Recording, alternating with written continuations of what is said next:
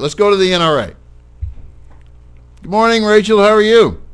Hey there, doing well. How are you? Okay, we're very excited. We're sitting on the edge of our chair here. Tell us what happened this morning.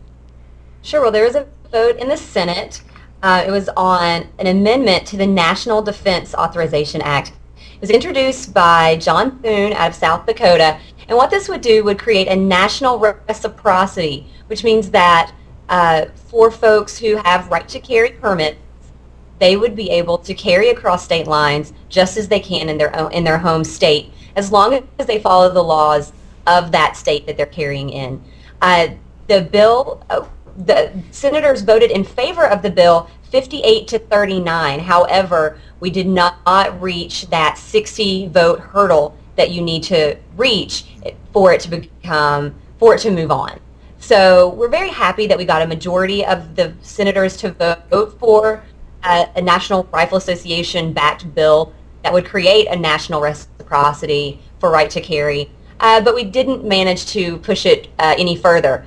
This doesn't mean that we're upset about this, though. This is very good news, and it's just a step in the right direction for a nationwide right to carry reciprocity. So it's good news for gun owners. We're well on our way. We'll continue to fight for this every session until we do get something passed. Okay, well, tell me again what that vote was. It was what to what?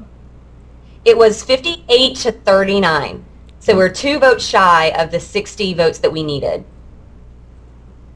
Okay, let's see. That's 8, 9, 96 total votes. Just I may be mathematically challenged. I didn't do math before we came on. But I know there's viewers out there that are mathematicians, and they're going, "Oh, wait a minute, that's 96." You folks didn't vote. Okay. All right. There is a little gap in that problem. All right. Okay. Well, okay. So what do we need to do? Do we need to contact our legislators then and encourage them? What should we do, Rachel? Sure thing. I think that it's very important, as we say every week, that gun owners and NRA members should constantly be contacting their legislators to let them know how they should vote and what they think.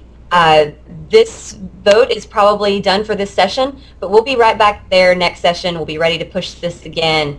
We had a lot of support in the Senate, and we'd like to see it go to the House, so it's very important.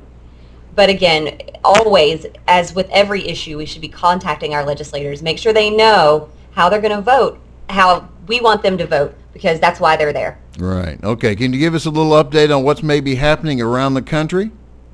Well, there's a few good things. Okay, good. In North Carolina, speaking of right to carry, in North Carolina, the governor just signed a piece of right to carry permit reform. In North Carolina, before there was a huge influx of paperwork when it came to licensing and permitting folks to carry concealed. And renewals were getting backed up, so folks would renew and then they wouldn't get any response before the expiration date, so then their permits expired. What this legislation would do, or what this legislation does, is prevent that paperwork backup from making your permit invalid. So this is good news. It's a great step in the right direction for expanding right to carry. So we're excited in North Carolina. Okay, very good for North Carolina. Give me one more state, and then we got to run. Well, that's what I have. We have some things in California, though, and we've talked about the ammunition bill in California, and that could be heard as early as tomorrow. And we've talked about that several times before. But what this bill would do is, let me pull it up here so I can read it to you. This is the bill that limits the transferring of 50 or more rounds. Is that the bill? That's the one. Okay. That anyone who is transferring more than 50 rounds of ammo would need to be licensed as an ammunition retailer. This bill is coming up. We want everyone in California to contact their state legislators to let them know to vote no on this bill. Yeah, I personally, since I have a walking acquaintance with what goes on in California, and I know the state as well as you do, that they are in financial problems. There may be some light on this only because whatever license fee they attach to it may have some bearing on where that bill is going. But we're going to follow that one. So let's see what takes place there. Yeah, let's see what takes place there.